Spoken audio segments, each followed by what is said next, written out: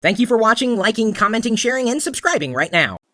Hey everybody, Chris Pirillo here, and I'm recording the review of the iPhone 3GS on the iPhone 3GS itself. And when the video is done recording, I'm going to push it directly to YouTube, and I'm hoping that you too will upload your review of the iPhone 3GS if you happen to have one, and leave it as a video response to this particular review. It's kind of neat when you push a video out to YouTube using the built-in tool in the photo management app on the iPhone 3GS. It actually places a made with or uploaded with an iPhone label right there in the sidebar. If you press more info in the sidebar on YouTube, at least at this point in time, it will reveal that particular graphic. Bottom line, my verdict is, oh yeah, it is fast. It is an enjoyable experience, more so than earlier iPhones. I mean, of course, the original iPhone and the iPhone 3G. The better camera is, of course, a big bonus. 3-megapixel image snaps, the ability to shoot macro, touch to focus in a particular area. The video recording is, well, I believe amazing. I decided to shave before recording this particular review because I knew the video quality was going to be somewhat decent, like very decent for a phone. I'm recording this on the iPhone 3GS. No editing is going to be done. I'm not going to clip it. I'm not going to trim it like I could normally do, or you could do with the iPhone editor or video editor that's built in. It is approximately 50% faster than the iPhone 3G or the iPhone. Worth the upgrade, absolutely. Things snap. I mean, it's noticeable. It's definitely something you're going to feel if you had been used to older iPhones to this point in time. Twice as much capacity. It's a 32 gig that I'm holding in my hot little hands. Also, twice the amount of memory built in. The amount of usable memory has been increased by about a factor of 5 or 500%. So, of course, there have been far less app crashes. Things don't really slow down as much as they used to in the iPhone 3G experience that I had had. Of course, there's voice control, which works right out of the box. I didn't need to train it. It works. It just works. The compass is one of those things that you look at and go, well, when am I ever going to use this? It's not so much the compass itself that's useful, it's what all the app developers are going to do with that particular feature of the iPhone 3GS. Battery life has, of course, been improved, which is interesting because it's gotten faster and the battery life's improved. Apple did have to throttle the CPU. It did have to throttle the video processor, but even so, it's still fast, and you're gaining battery life. A part of me wishes they would have unlocked it and allowed me to just kind of be able to take advantage of 720p video processing, a faster processor. I'll lose my battery, fine, whatever, dude. If it's less battery, great. I'll deal with it. I'll get an external battery pack, which I carry with me anyway.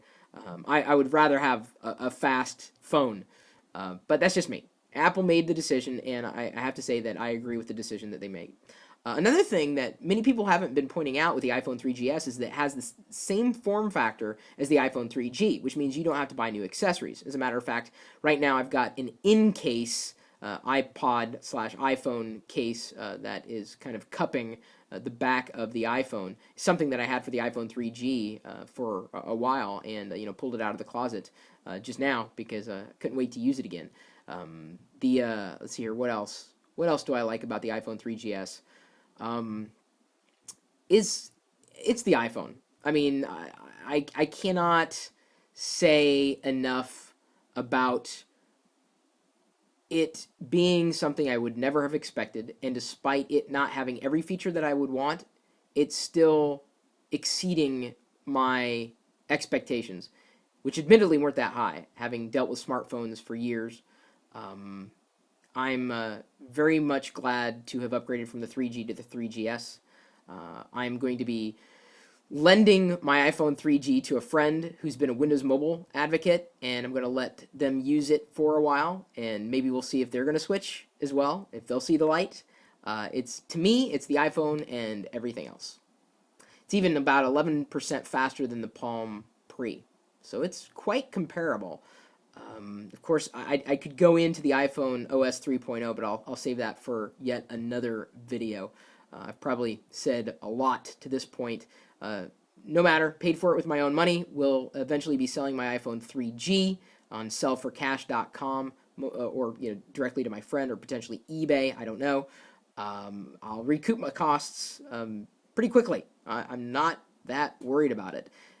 To me, it's a lost opportunity cost. Not having an iPhone would just limit me in insane ways that I can't even imagine. I cannot even fathom going back to another phone. And after using the iPhone 3GS, I don't think I could go back to using the iPhone 3G. It's just a little slower. This one's so much faster. It's not that it's newer, it's just faster. It's got more features too. So there you go. I hope you leave a video response recorded with your own iPhone 3GS if you happen to have one. And maybe you don't. Maybe you want to record your own experience with your phone on your phone of choice if it records video. Leave that as a video response as well. I'd love to be able to compare the quality of the video as you push it to YouTube. This is going direct from the phone up directly to YouTube using my Wi-Fi connection here locally in my house. My email address, chris@pirillo.com. If you've developed any iPhone apps, I'd love to take a look. Of course, you can also find a range of tech experts over at geeks.pirillo.com. A few of them have already uploaded their own videos. One thing that I've noticed too, when I uploaded my first test video, I think Apple has integrated some kind of anti-shake feature into the iPhone 3GS processor, because despite the amount of shaking, it's still relatively smooth. They've done some tweaking. I don't know who's going to uncover those details if they happen to exist. Maybe one of you geeks out there. Of course, you can find me streaming my life online 24 hours a day, 7 days a week, typically talking tech with a chat integrated with the live video feed at live.pirillo.com. We'll see you later.